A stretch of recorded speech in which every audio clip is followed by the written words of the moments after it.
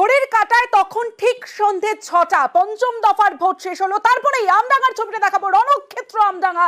যে ছবি আপনারা দেখছেন, আমডাঙ্গার মানুষজন তারা বিক্ষোভ দেখাতে শুরু করেন, কিন্তু আপনারা ছবিটা দেখলেই বুঝতে পারবেন প্রত্যেকের হাতে ভোটার আইডি কার্ড। অর্থাৎ প্রত্যেকটা মানুষ যারা বিক্ষোভ দেখাচ্ছেন, মহিলারা রাস্তায় বসে বিক্ষোভ দেখাচ্ছেন, তাদের প্রত্যেকের হাতে ভোটার আইডি কার্ড। তারা বিক্ষোভ দেখাচ্ছেন কি কারণে বিক্ষোভ দেখাচ্ছেন? তারা বিক্ষোভ দেখাচ্ছেন কারণ তারা ভোট দিতে পারেননি। অর্থাৎ পঞ্চম দফায় ব্যারাকপুর লোকসভা কেন্দ্রের মধ্যে পড়ে এই আমডাঙ্গা কেন্দ্র, এবং আমডাঙ্গা যে জায়গা, সেই আমডাঙ্গা ব্যারাকপুর লোকসভা কেন্দ্রের মধ্যে আমডাঙ্গাতে যারা মানুষজন, যারা আমডাঙ্গাবাসী, তারা ভোট দিতে পারেননি। তাই ভোট শেষ হতেই রাস্তায় বসে বিক্ষোভ দেখাতে শুরু করেন, ভোটার আইডি কার্ড হাতে নিয়ে বিক্ষোভ দেখাতে শুরু করেন আমডাঙ্গার মানুষজন। যে ছবি আপনারা দেখছেন, ঘড়ির কাঁটায় তখন ঠিক সন্ধে ৬টা।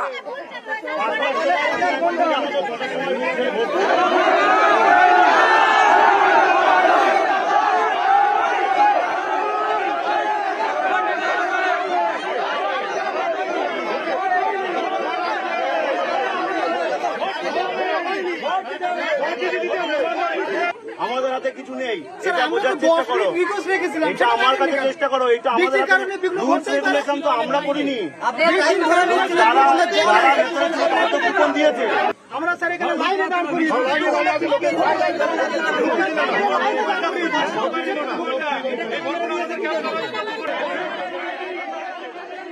পুলিশের সঙ্গে রীতিমতো বাকবিতণ্ডা, কারণ এই মানুষগুলো তারা ভোট দিতে পারেননি। গণতন্ত্রের যে অধিকার ভোট দেওয়া, সে তারা ভোট দিতে পারেননি।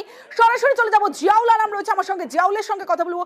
জিয়াউল, যে মানুষগুলো ভোট দিতে পারলেন না, তারা ঠিক কি কারণে ভোট দিতে পারলেন না?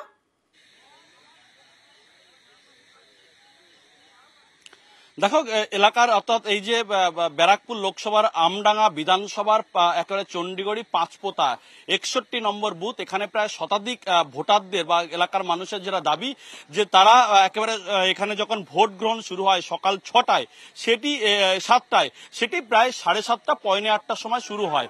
এবং দুপুরে যে তুমি জানো সারা রাজ্য জুড়ে বৃষ্টি হচ্ছে, এখানেও বৃষ্টি হচ্ছে। সেই বৃষ্টিতে প্রায় ২ ঘন্টা ধরে ভোট প্রক্রিয়া বন্ধ ছিল, ইলেকট্রিক নেই, সঙ্গে মুষলধারে বৃষ্টি, ফলে ভোটাররা এখানে আসতে পারেনি, ভোট বন্ধ ছিল, এই দাবি ছিল। তারপরেই তারা এলাকার যারা ভোটাররা তারা কিন্তু একেবারে এই বৃষ্টির পরে ২টো-২.৫টার পরেই কিন্তু ভোট গ্রহণ কেন্দ্রে ভোট দেওয়ার জন্য লম্বা লাইন দেয়। কিন্তু সন্ধ্যে ৬টা যখন বাজে, ৫:৩০ যখন বাজে, তখনই এখানকার যিনি প্রিসাইডিং অফিসার জানিয়ে দেন যারা লাইনে রয়েছে সবাই ভোট দিতে পারবে। হঠাৎ আবার তিনি যখন ঘড়ির কাঁটা ৬টা বাজে, তখনও প্রায় ভোটারদের সংখ্যা প্রায় না হলে ২০০ থেকে ২৫০, তখন তাদেরকে জানিয়ে দেওয়া হয় যে কোনো ভোট আর নেওয়া সম্ভব না। তার কারণ ৬টা বেজে গেছে, ৬টার পরে কোনো রকম ভাবে ভোট নেওয়া সম্ভব নয়। নির্বাচন কমিশন কিন্তু বারবার বলছে সমস্ত ভোটারদের ভোটার অধিকার, অর্থাৎ যত সমস্যায় সমাধান অর্থাৎ ৬টা বেজে যাওয়ার পর প্রিসাইডিং অফিসার জানিয়ে দেন যে আর ভোট নেওয়া সম্ভব নয়। তারপরেই রাস্তায় বসে বিক্ষোভ দেখাতে থাকেন আমডাঙ্গার মানুষজন। দাঁড়িয়ে আছি, অনেকবার রিকোয়েস্ট করছি যে স্যার আমরা মাঠে চাষবাসের সময়, এখন এই বৃষ্টি হয়েছে, বৃষ্টির কারণে আমরা আসতে পারিনি। ২ ঘন্টা তো অলরেডি বৃষ্টির কারণে তো আসতে পারিনি, আবার লোডশেডিং হচ্ছে। অনেকবার এসে রিকোয়েস্ট করা হচ্ছে, কিন্তু রিকোয়েস্টটা শুনছে না। ৬টা থেকে ৮টা পর্যন্ত এভাবেই রাস্তায় বসে বিক্ষোভ দেখাতে থাকেন আমডাঙ্গার মানুষজন, কারণ তারা ভোট দিতে পারেনি। আর তারপরেই ঘটনাস্থলে আসে কেন্দ্রীয় বাহিনীর জওয়ান, এবং কেন্দ্রীয় বাহিনী রীতিমতো লাঠি চার্জ করে বিক্ষোভ হটানোর জন্য রীতিমতো লাঠি চার্জ কেন্দ্রীয় বাহিনীর। যে ছবি আপনারা দেখছেন, আমডাঙ্গার ছবি দেখাচ্ছি, যে বিক্ষোভ হটাতে বাহিনীর লাঠি চার্জ। ৬টা থেকে ৮টা ২ ঘন্টা এভাবেই রাস্তায় বসে বিক্ষোভ দেখাচ্ছিলেন, কিন্তু তাদের বিক্ষোভ হটাতে কেন্দ্রীয় বাহিনীর লাঠি চার্জ। জিয়াউল রয়েছে আমার সঙ্গে, জিয়াউলের সঙ্গে কথা বলবো। জিয়াউল, যে বিষয়টা তোমার কাছে জানতে চাইবো, নির্বাচন কমিশন যখন বারবার বলা হয়েছে যে প্রত্যেকটা মানুষ যেন ভোট দিতে পারে, কিন্তু সেখানে এই মানুষগুলো ভোট দিতে পারলো না, নির্বাচন কমিশন কোনো ব্যবস্থা না নিয়ে বাহিনী কেন লাঠি চার্জ করবে?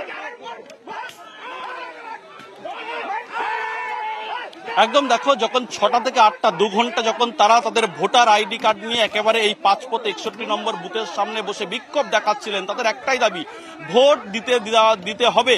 কিন্তু প্রিসাইডিং অফিসার বারবার বলছেন কোনো ভাবেই ভোট দিতে দেওয়া হবে না, কারণ 6টা বেজে গেছে। তারপরেই তিনি পুলিশের সাহায্য নেয়, পুলিশ আসে, পুলিশ তাদের সঙ্গে যখনই আসে পুলিশের সঙ্গে তর্ক বিতর্ক হয় এবং সেই সময় কিন্তু এলাকার ভোটাররা অর্থাৎ প্রায় শতাধিক ভোটাররা তারা একেবারে রাস্তায় জলের পাইপ ফেলে রাস্তা অবরোধ করে এবং এই যে 8টা থেকে 8টা 10 পর্যন্ত যখন অবরোধ করে রাস্তায় বোল্ডার ফেলে রাস্তায় বসে বিক্ষোভ দেখায়, সেই সময় 8টা 25 নাগাদ সেখানে যায় কেন্দ্রীয় বাহিনীর জওয়ান এবং গিয়ে নির্বিচারে ভোটারদেরকে এলো পাতানি লাঠিচার্জ করে। সেই ভোটারদের শুধু লাঠিচার্জ করে না, সংবাদ মাধ্যমে যে সমস্ত কর্মীরা ছিল তাদের উপরে নির্বিচারে লাঠিচার্জ করে এবং ক্যামেরা কেড়ে নেওয়ার চেষ্টা করে একাধিক কেন্দ্রীয় বাহিনীর জওয়ানরা।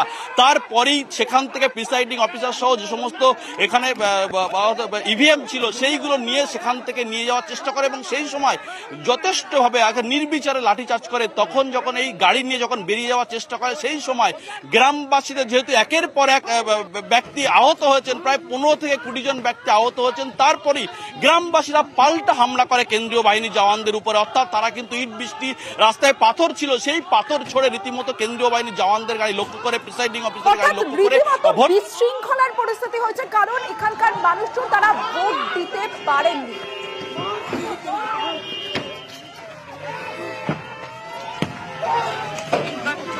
প্রচন্ড ভয়ের মধ্যে ছিলাম আমরা। 1 ঘন্টার মধ্যে প্রায় আটকে রয়েছি আমরা। সমস্ত কাজ হয়ে যাওয়ার পরেও আমরা ইনসিকিউরিটি ফিল করছি। কেন এরকম হবে?